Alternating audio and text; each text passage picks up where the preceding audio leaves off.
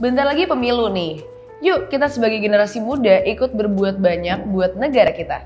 Kamu tahu nggak kalau peran anak muda di Indonesia menjelang pemilu mendatang ini gede banget. Orang-orang yang usianya di bawah 40 tahun dan udah punya hak pilih di pemilu 2024 menurut data KPU jumlahnya ada 107 juta orang. Ini artinya anak muda sekarang jadi mayoritas pemilih.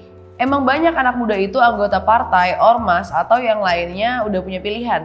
Nah, tapi di antara jumlah itu ada sebagian pemilih yang biasa kita sebut para profesional. Mungkin definisi profesional di sini nggak seperti dalam dunia akademis. Definisi profesional di sini adalah para pekerja seni, pengusaha kecil, desainer, ilmuwan, dan lain sebagainya. Profesional di sini adalah orang yang mencari uang karena keahliannya tanpa perlu khawatir dipecat dari perusahaan. Secara narasi, kita biasanya nyebut kelompok ini sebagai masyarakat kelas 3.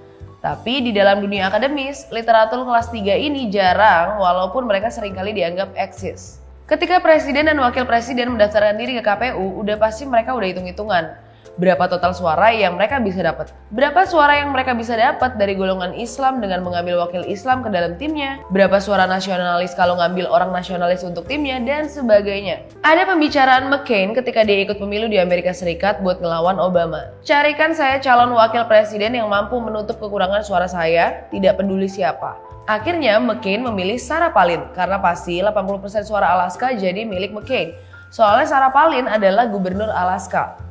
Mirip kan dengan keriuhan sekarang bagaimana cara capres di Indonesia memilih wapresnya?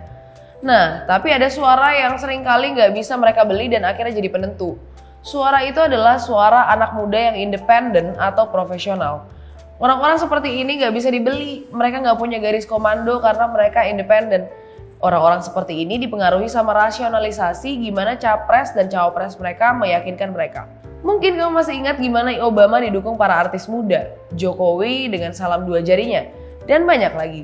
Anak muda independen adalah anak muda yang nggak mudah diarahkan untuk memilih satu kandidat aja. Mereka berhitung keuntungan dan mereka berhitung manfaat setiap capres buat dirinya. Yuk kita mulai menghitung keuntungan setiap capres buat Indonesia.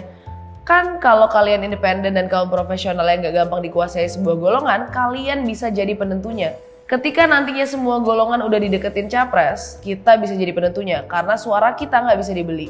Ingat, untuk capres terbaik menang itu dia hanya butuh lebih unggul 1%. Dan mungkin aja 1% itu penentunya adalah kamu.